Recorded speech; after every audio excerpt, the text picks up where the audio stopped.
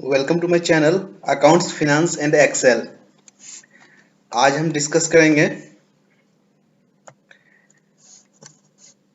कुछ नए अभी कॉन्सेप्ट्स जो पहले कन्वेंशन थे उनको अब कॉन्सेप्ट में ऐड किया गया है।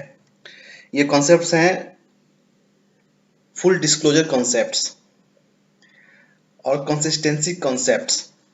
इसके अलावा दो और कॉन्सेप्ट्स हैं, materiality concepts and objectivity concepts.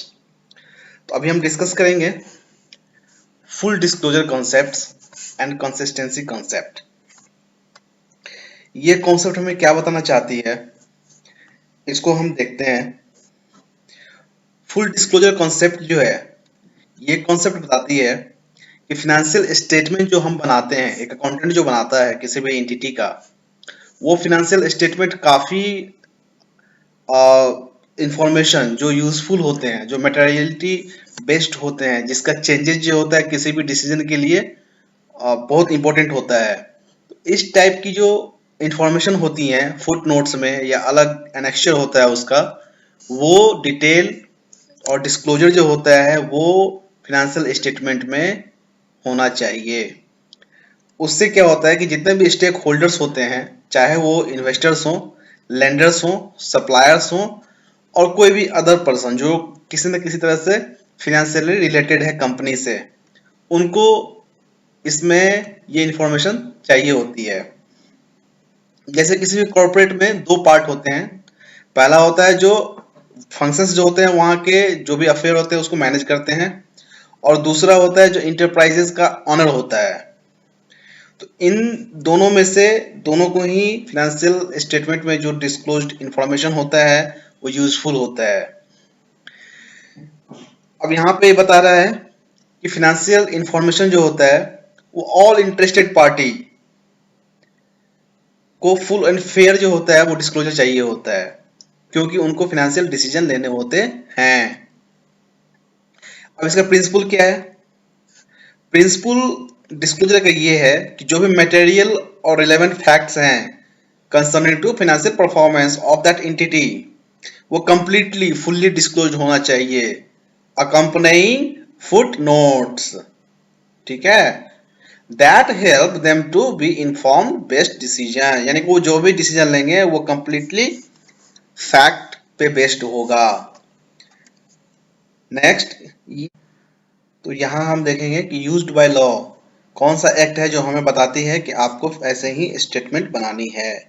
तो कंपनी एक्ट 1956 ने एक फॉर्मेट प्रोवाइड किया है जो 2013 में थोड़ा सा वो हुआ था, चेंजेस लाए थे उसमें, कि प्रॉफिट एंड लॉस अकाउंट जो बनेगा वो इस फॉर्मेट में बनेगा और बैलेंस शीट जो बनेगी वो इस फॉर्मेट में बनेगी। सेबी ने भी बताया है कि हमें कंप्लीट डिस्क्लोजर चाहिए कंपनीज का। तो ये दोनों लॉ के थ्रू जो होता है वो डिस्क्लोजर करना होता है। This is for an example only. So conclusion यही है कि ये जो डिस्क्लोजर कॉन्सेप्ट है यही बोलती है कि आपके जो भी मटेरियलिटी इंफॉर्मेशन होते हैं, जिससे भी लगता है कि ये चेंज जो होता है वो कंपनी के लिए कुछ भी ज़्यादा इंपॉर्टेंट है, ये इम्पैक्ट डाल सकते हैं कंपनी के हेल्थ पे, फिनेंशियल हेल्थ पे, तो वो सारे टर्म्स जो होते हैं, वो सारे इंफॉर्मेशन जो होते हैं वो फिनेंशियल स्टेटमेंट में होने चाहिए। तो फिनेंशियल डिस्क्लोजर हम यही डन करते हैं। आते हैं नेक्स्ट उस पे, कॉन्सेप्ट पे, और ये कॉन्सेप्ट है कंसिस्टेंसी कॉन्सेप्ट। कंसिस्टेंसी कॉन्सेप्ट क्या कहती है? ये कहती है कि हमारा जो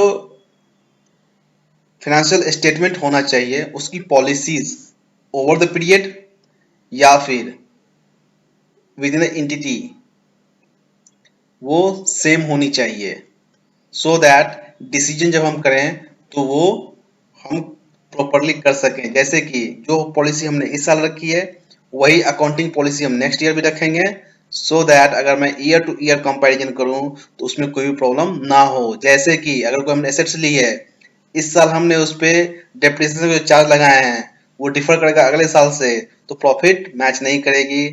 तो ये चीज़ हम कंपैरिजन नहीं कर सकते हैं। क्योंकि कंपैरिजन हम प्रॉपर करें प्रॉपर डिसीजन के लिए, तो हमें ये कंसिस्टेंसी पॉलिसीज के रिगार्डिंग रखनी होगी। यहाँ पे वही कह रहा है, एबो comparison is possible only when accounting policies and practices followed by entities are uniformed, वो यूनिफॉर्म्ड वे में होना चाहिए, and are consistent over a period of time, यानी कि वो ईयर टू ईयर भी कंसिस्टेंट ही रहने चाहिए।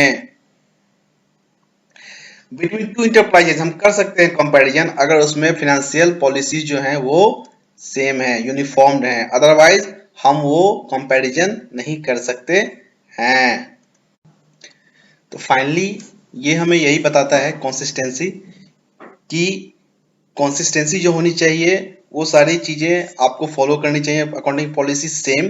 बट अगर आप चेंज करना चाहते हैं तो ऐसा नहीं है कि ये पॉलिसी आपको बोलती है कि नहीं आप चेंज नहीं कर सकते, अकाउंटिंग जो आप कर रहे हैं प्रोसेस जो रिक्वायर्ड है आपका उसको आप चेंज करिए, बट जब भी आप फाइनेंशियल स्टेटमेंट बनाइए तो उनमें इन सारी चीजों को डिस्क्लोज कीजिए, सो दैट जब भी हम कंपैरिजन करें तो इन सारे चेंजेस को हम कंसीडर करते हुए कंपैरिजन करें, सो हम प्रॉपर रिजल्ट गेट कर सकें। तो ये थी हमारी consistency and full disclosure. Next video में हम डिस्कस करेंगे दो और कॉन्सेप्ट जो बचे हुए हैं।